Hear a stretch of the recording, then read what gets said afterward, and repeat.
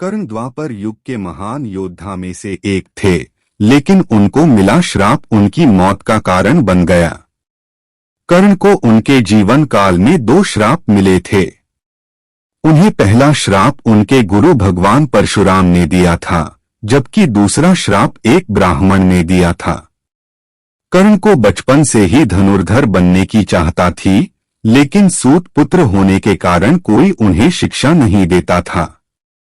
जब वह धनुर्विद्या सीखने के लिए गुरु द्रोणाचार्य के पास जाते हैं, तो वह भी कर्ण के सूत पुत्र होने के कारण उसे धनुर्विद्या देने से मना कर देते हैं। इससे कर्ण निराश होकर भगवान परशुराम के पास पहुंच जाते हैं, लेकिन भगवान परशुराम भी सिर्फ ब्राह्मणों को ही विद्या देते थे। अब कर्ण किसी भी तरह से धनुर्विद्या सीखना चाहता था, तो वह भगवान परशुराम से झूठ बोलता है कि वह ब्राह्मण है। भगवान परशुराम भी कर्ण को ब्राह्मण समझकर उसे शिक्षा देने लगते हैं। जब कर्ण की शिक्षा खत्म होने वाली होती है, तब एक दिन उनके गुरु भगवान परशुराम दोपहर के समय कर्ण की जंघा पर सिर रखकर आराम कर रहे होते हैं। थोड़े समय बाद वहां एक बिच्छू आता है, जो कर्ण के जंघा पर काट लेता है। अब कर्ण सोचता है कि अगर वह हिला या बिच्छू को हटाने की कोशिश की, तो गुरु परशुराम की नींद टूट जाएगी। इसलिए वह बिच्छू को हटाने की बजाय उसे डंक मारने देता है। कर्ण काफी समय तक बिच्छू के डंक से होने वाले दर्द को सहता रहता है। फिर जब कुछ समय बाद गुरु परशुराम नींद से उठते हैं, तो वह देखते हैं कि कर्ण के जांघ से खून बह रहा है। यह देखकर भगवान परशुराम गुस्से में कहते हैं, इतनी सहनशीलता सिर्फ किसी क्षत्रिय में ही हो सकती है।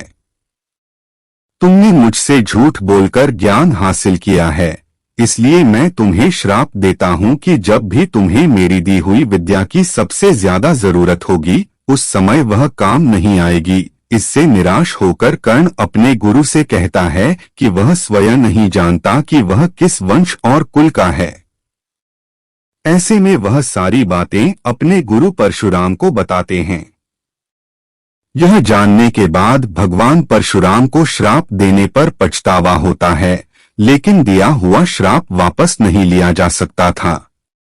इसलिए वह अपना विजय धनुष कर्ण को वरदान के रूप में देते हैं। इसके बाद कर्ण भगवान परशुराम के आश्रम से विदा लेते हैं।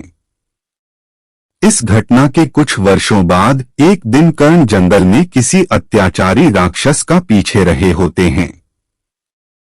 वह राक्षस को निशाना बनाते हुए उसे मारने के लिए बाण चलाते हैं, लेकिन राक्षस अचानक गायब हो जाता है और बाण दलदल में फंसी एक गाय को लग जाता है। बाण लगने से गाय की वहीं पर मौत हो जाती है। उस गाय का स्वामी एक ब्राह्मण होता है, जो गाय की दुर्दशा देखकर कर्ण को वहीं पर श्राप दे देता है।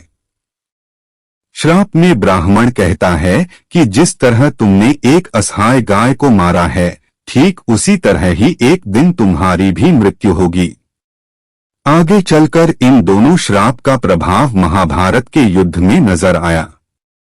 युद्ध के दौरान कर्ण के रथ का पहिया दलदल में फंस जाता है। जब कर्ण उसे निकालने के लिए रथ से उतरता है, तभी अर्जुन बाण चला देता है, जिससे कर्ण की मृत्यु हो जाती है।